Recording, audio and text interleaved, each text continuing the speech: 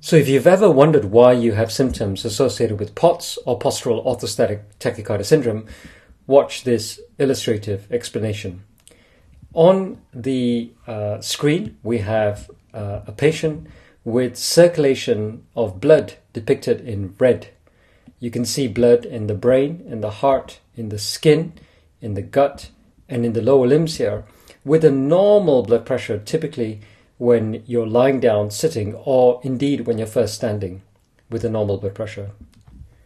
Now, when you first stand up, what can happen still is that the heart remains full of blood and you initially have a normal blood pressure, but very shortly after, with continued standing, what can happen is that gravity pulls the blood down, typically in the lower limb blood vessels, which are huge reservoirs or things that can contain the blood supply.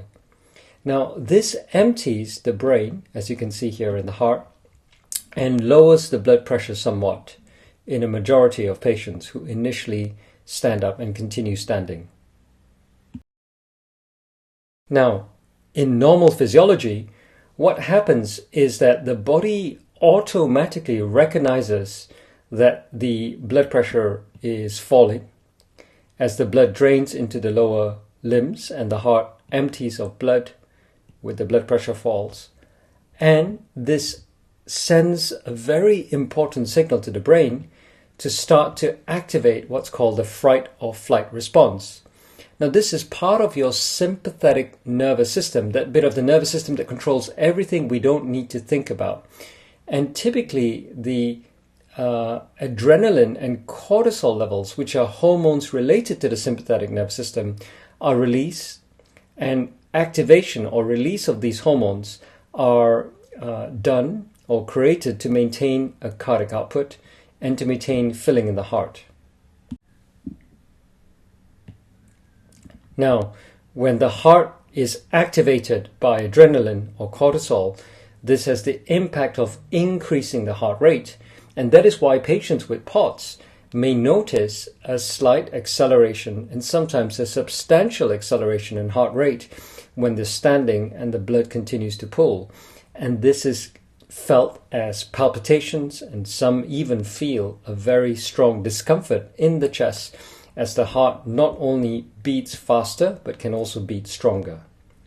Now, the next thing that adrenaline or cortisol can do is it promotes vasoconstriction. So imagine that gravity has now pulled the blood down into your lower limbs and your gut.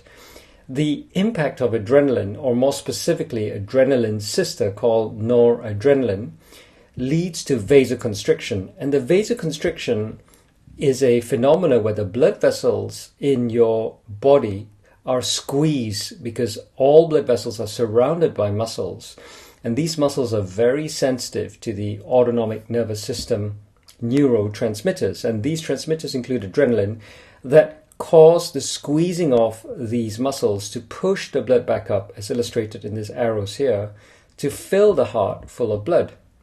Once the heart is full of blood and the blood pressure normalizes, the cycle should be that adrenaline starts to reduce and things return to normal.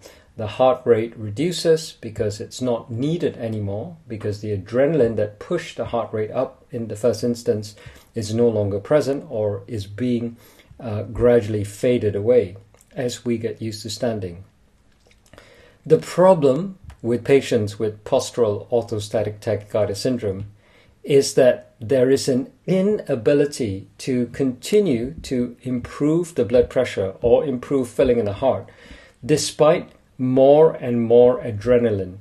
And this could be simply because you are too dry, or that the blood vessels here in the legs are not responding in the usual way to adrenaline, leading to squeezing of the blood vessels, or the body is too dehydrated that any squeezing of the blood vessels cannot significantly improve the return of blood to the heart. As the heart remains empty and as the signaling continues to go up to the brain to suggest that there is a problem with blood pressure, this continues to activate the adrenaline in a vicious spiral that continues in a circuit which is a spiraling, which then leads to more adrenaline, more cortisol, and eventually a spiraling cycle of fright and flight. And these are suggested to be the mechanisms, or at least the dominant mechanism, by which you might start to develop worsening symptoms of palpitations and shortness of breath and lightheadedness. So why might you get all these other symptoms, including lightheadedness and breathlessness? Well, you can imagine that if you are constantly activating your nervous system, particularly the fight or flight or dominant sympathetic nervous system, over the entire period of the day when you are upright, and here I consider that even seated on your chair could be considered upright if your body is sufficiently dehydrated or susceptible. What can happen is that you develop this position of chronic stress. So with high levels of adrenaline in the body, initiated by this inability to boost your blood pressure, typically seen in patients with POTS, with the pooling or the peripheral venous pooling that we've described, what can happen over a chronic period is depicted quite here quite clearly. And this says how stress can affect the body. And patients typically may start to develop symptoms in the skin, like an inflammatory skin disorder like dermatitis or eczema.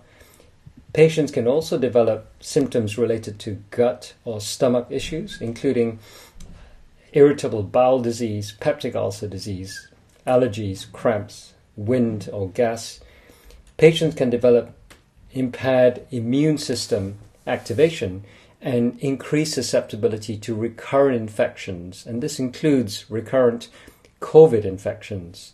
There can be issues relate to your head or mental state with mood, anger, irritability. Clearly, we understand with POTS, it's a dominant cardiovascular issue with increased palpitations. You can also have symptoms related to other things such as the reproductive systems, and you can have muscle aches and inflammation. And these are very common symptoms associated with postural orthostatic tachycardia syndrome.